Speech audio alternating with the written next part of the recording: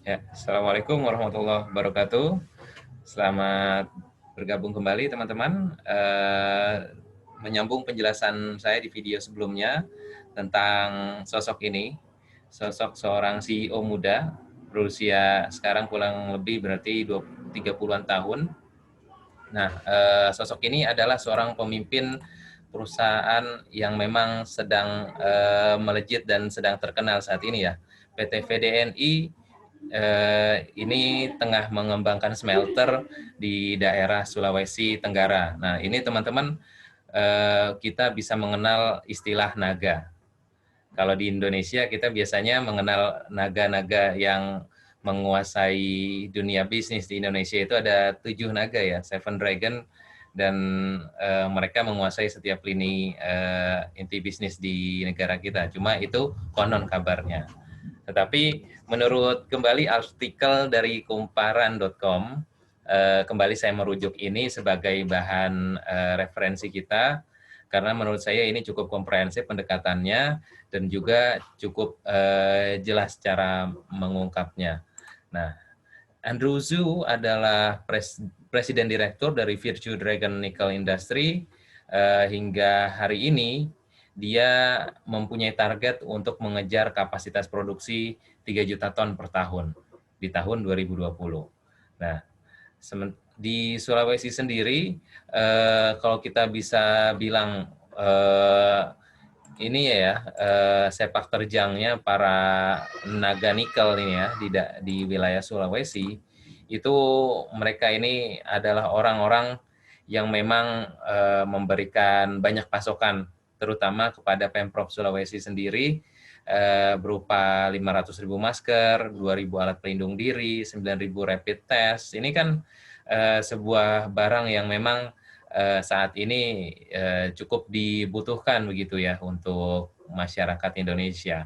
Nah, beginilah pendekatan perusahaan-perusahaan yang ingin mencoba mengambil hati simpati dari para pemangku kebijakan. Jadi, pastikan ketika kalian nanti membuat perusahaan, kalian memiliki program-program CSR yang memang mendukung pemerintahan lokal tersebut. Untuk apa? Ya untuk menunjang kegiatan internal kita selain juga mendapatkan dukungan eksternal dari pihak pemerintahan.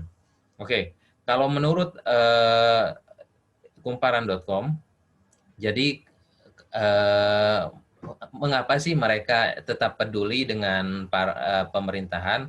Karena mereka eh, punya investasi di sana. Nah, investasi Jiangsu Delong ini perusahaan tandingannya, induk usaha dari Virtue Dragon Nickel itu bermula dari lawatan Presiden Jokowi ke Tiongkok dalam rangka menghadiri konferensi tingkat tinggi KTT G20 ya di tahun 2016, 4 sampai 5 September. Nah, sehingga di situ Pak Jokowi punya komitmen, presiden kita ini punya komitmen dengan negara KTT ya, negara-negara KTT, negara G20 ini eh, punya komitmen untuk memangkas jalur birokrasi dan pengurusan izin yang telah menumbuhkan harapan besar bagi pengusaha Tiongkok.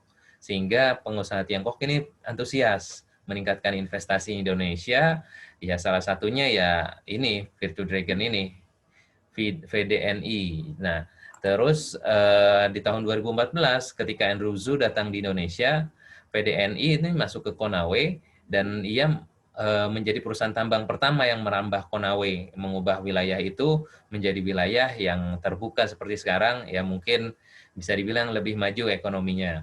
Nah, Konawe kini tumbuh menjadi kota dagang dan tersohor karena industri nikelnya. Jadi terkenal nih kotanya. Sampai-sampai putra bupati setempat melamar perempuan yang juga putri seorang bupati di Sulawesi dengan mahar berupa lahan 12,5 hektar yang isinya kandungan nikel semua. Waduh, ini keren banget ya, dapat mas kawin 12 hektar nikel. Ini jarang-jarang nih ada seperti ini nih. Terus berkat kehadiran Virtue Dragon di Konawe, kata Erlangga Hartanto, yang saat itu menjabat sebagai menteri ya, Menteri Perindustrian, Indonesia ini berpotensi menjadi salah satu negara penghasil stainless steel terbesar di Indonesia, di dunia pada tahun 2020. jadi pemain stainless steel terbesar. Nah, ini peluang mana yang nggak boleh disia-siakan dengan adanya potensi-potensi ini. Setelah perampungan pabrik dan alat produksi di wilayah ini, akhirnya smelter milik PDNI ini resmi didirikan ya di bulan Februari 2019. Nah, kalau teman-teman masih bingung apa pengertian smelter, apa itu nikel, apa itu usaha Virtu Dragon, itu silahkan kalian browsing di Google. Jadi supaya bisa ini ya, tetap nyambung sama topik kita. Oke, lanjut lagi. Virtu Dragon kemudian mendirikan anak-anak usaha di bumi Celebes. Celebes ini bumi Sulawesi ya. Beberapa di antaranya adalah PT Obsidian Stainless Steel yang mengolah ferronikel menjadi stainless steel, dan Pelabuhan Muara Sampara yang mengelola aktivitas bongkar muat di dermaga kawasan industri, walaupun memang sempat bermasalah ya karena diduga mengeruk pasir laut tanpa izin reklamasi. Waduh, ini dia nih, cukup mengkhawatirkan karena sebuah lini usaha baru apalagi dioperasikan oleh investor asing ini akan mengundang ini ya polemik, mengundang juga pemberitaan-pemberitaan yang negatif. Nah, bukan hanya PT Muara Sampara yang terkandung masalah. Kalau kita melihat berita dari Kompas, PT Obsidian Stainless Steel atau OSS ini di bulan Juli 2019 ternyata ditemukan penambangan hutan tanpa izin. Nah, ini juga jadi hal-hal yang perlu diperkarakan dan jadi perlu perhatian ya, karena sudah diberikan izin, diberikan kesempatan untuk mengelola lahan 2.000 hektar, mungkin baru dapat izin 1.000 hektar atau 500 hektar, dia karena sudah merasa invest, ya dia bisa menggali gitu ya, dia menggunakan haknya, tapi karena kalau belum ada izin ya belum boleh dikerjakan seperti itu. Nah, seperti biasa selalu ada dua sisi mata uang di sini ya. Di satu sisi kita mendapatkan keuntungan-keuntungan, kelebihan-kelebihan dari investasi yang diberikan oleh PT Virtu Dragon Nickel Industri ini ya. Terus di sisi lainnya kita digali sumber dayanya, kita diambil kekayaan alamnya gitu kan, dikelola sama asing, keuntungannya ya dinikmati sama asing, tapi kita dapat beberapa persen aja untuk makan lah, untuk bertahan apalagi di tengah pandemi seperti ini.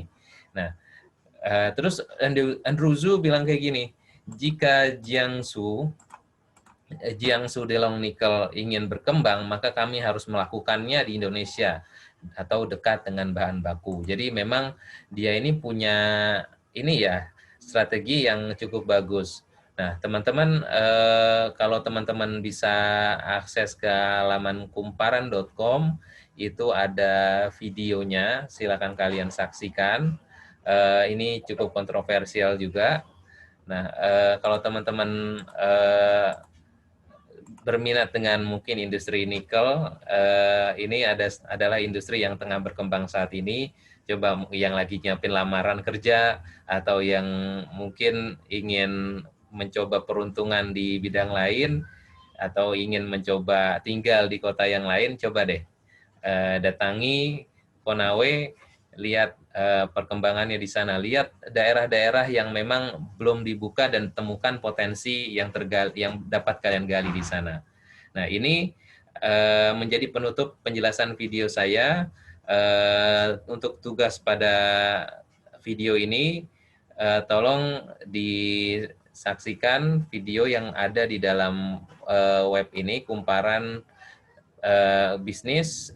Ini siapa di balik Virtu Dragon, ini tolong di copy linknya, nanti juga akan saya berikan di kolom komentar sumber informasinya. Di situ ada video, silahkan berikan tanggapan, buatkan sebuah narasi di dalam Google Classroom. Di bagian forum, saya akan bertanya, menurut Anda bagaimana kondisi industri nikel dan bisnis nikel di Indonesia? Dan ini bukan tugas kelompok, saya harapkan setiap orang sebagai absensinya nanti diketikan komentar-komentarnya ya, dan harusnya nggak bisa sama dengan yang lainnya. Baik teman-teman, saya kira materi tambahan untuk perkuliahan kita saya cukupkan sampai di sini dulu. Kurang lebihnya mohon maaf. Wabillahi taufik wal hidayah. Assalamualaikum warahmatullahi wabarakatuh.